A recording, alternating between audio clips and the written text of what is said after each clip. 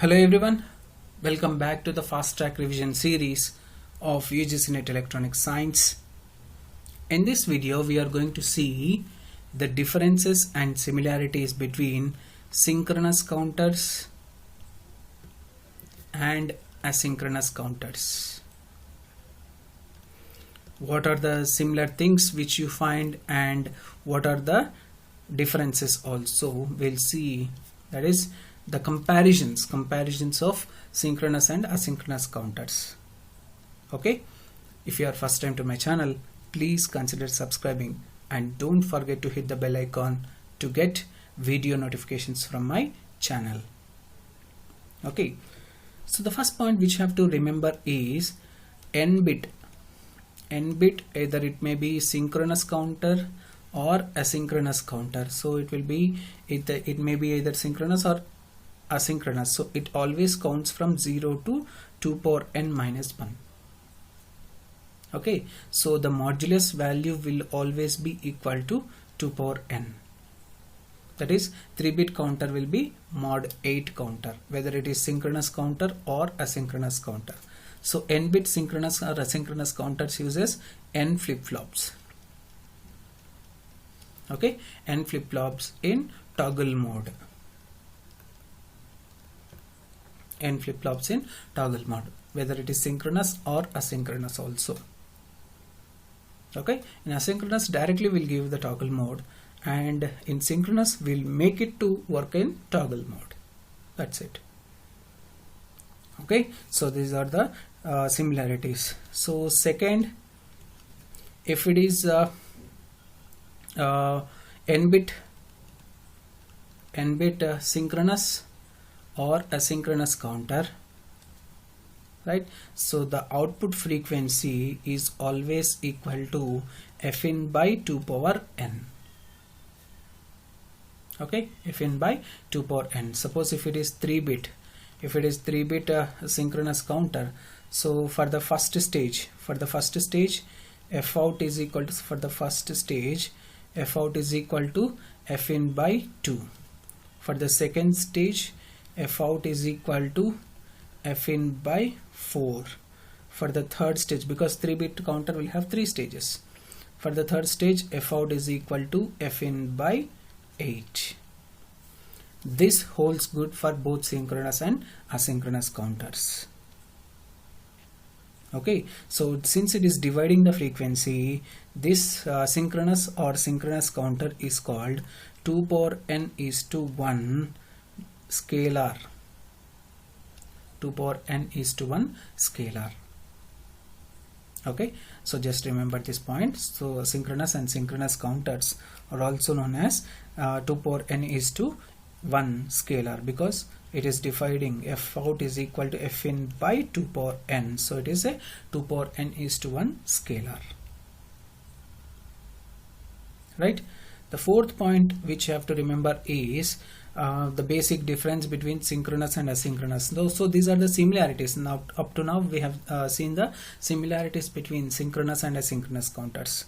So now the differences. In synchronous counters, all the flip-flops are triggered simultaneously.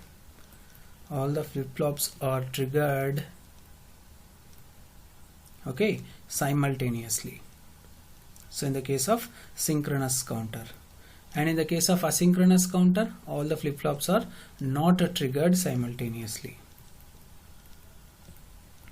Okay, so not triggered simultaneously. That is, output of LSB or output of the first flip-flop is given as clock input of next higher order flip-flop. Next higher order flip-flop. Okay, so this is the thing. And the fifth point, so when higher modulus,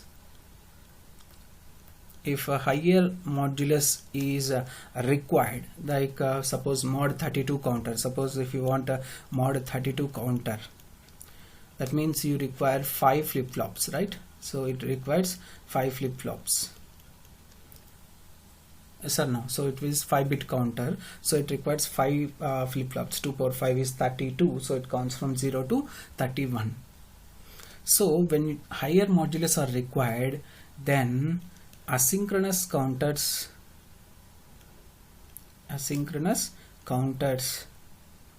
are easier to design, when compared to synchronous counter. Okay, so when compared to synchronous counters, asynchronous counters are easier to design. Why? Because in each and every flip-flop, so if you have 5 stages also, what you are going to do, so you are connecting each and every output to high only, so you are directly giving here high. Yes or no? So you are giving high here, right? So high here for the J and K, right? So like this, if you connect, you'll get directly the flip-flop stages, and output is given as clock input to the next. So it is easier to design when compared to asynchronous counters. Okay, remember this point also. For higher modulus numbers, which is easier to design is asynchronous counters. Okay, so the 6th point and the important point is the clock.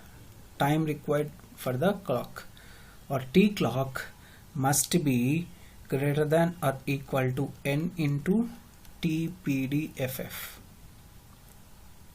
That means F clock is less than or equal to n into TPDFF. So propagation delay of flip-flop. So always for proper functioning of asynchronous counters, this formula is for asynchronous counters. So always for asynchronous counters, this is the condition for proper operation. Just remember this. Okay, so T clock should always be greater than or equal to the n times the propagation delay of flip-flop. Okay, so when it is again less, so what will happen? Race around condition occurs. So always T clock must be greater than or equal to, because we are using n for n bit counter, we are using n flip-flops, so the total propagation delay will be n into TPDFF, right? So total propagation delay will be n into TPDFF. That should be less when compared to the time period of clock, or time period of clock should be greater when compared to propagation delay, total propagation delay of the counter.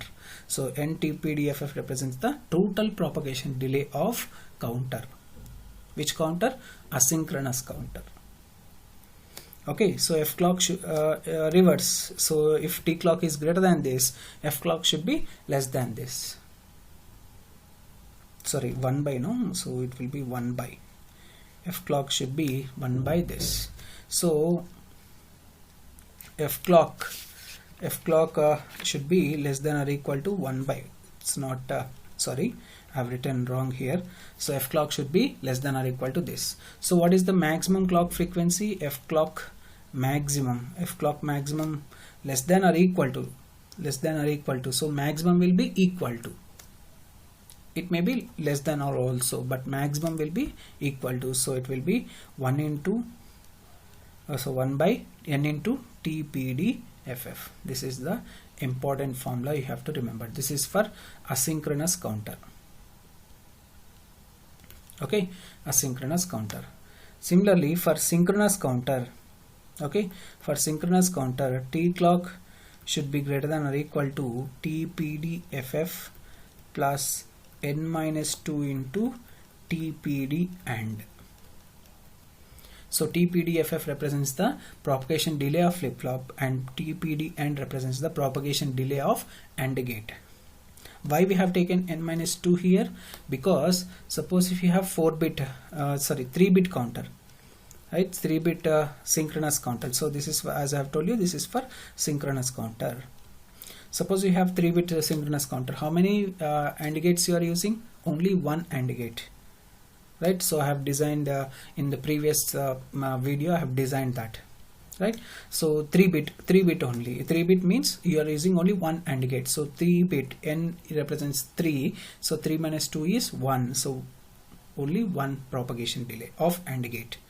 Suppose if you have 4-bit, if you extend the concept of to 4-bit, you are using 2 AND gates there. You are using 2 AND gates there. So 4 minus 2 will be equal to 2. That is propagation delay of 2 AND gates. Okay, so with this f clock will be less than 1 by TPDFF plus n minus 2 into TPD AND. Okay, so what will be the maximum clock cycle? So maximum clock frequency f clock maximum is equal to 1 by TPDFF plus n minus 2 into TPD AND. This is the maximum frequency, okay, clock frequency possible in the case of synchronous series carry counter. Synchronous series carry counter. Okay, so these two are very, very important points you have to remember. Okay, so next this is the comparison, right? So comparison between all the 3 types of counters. Okay, so for asynchronous counter, as I have told you, T clock is always greater than or equal to n into TPDFF. So TPDFF is propagation delay of flip-flop.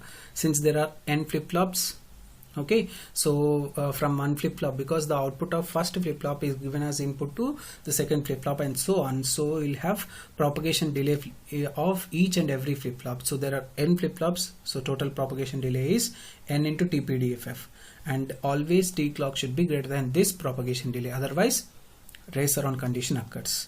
So this is, if this is your maximum T clock, so this will be your clock frequency, and maximum clock frequency is this.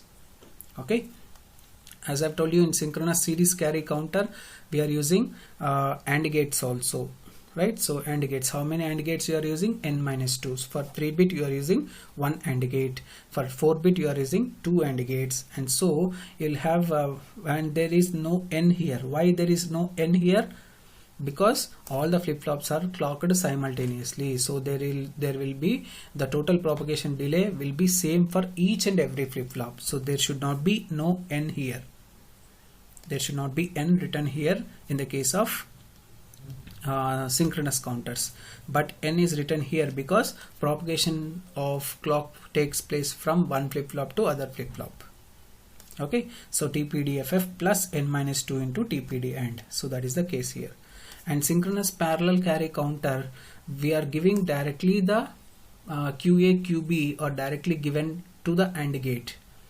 Okay, so no propagation delay through AND gate also, so only one AND gate propagation delay is considered. So that is why it is equal to TPDFF as it is, because it is synchronous counter and only one AND gate propagation delay is enough. So you are taking like this, right? So just remember this. So they may ask you the questions like this. So they may give you all the 3 counters and they ask you to arrange in the order of propagation delay.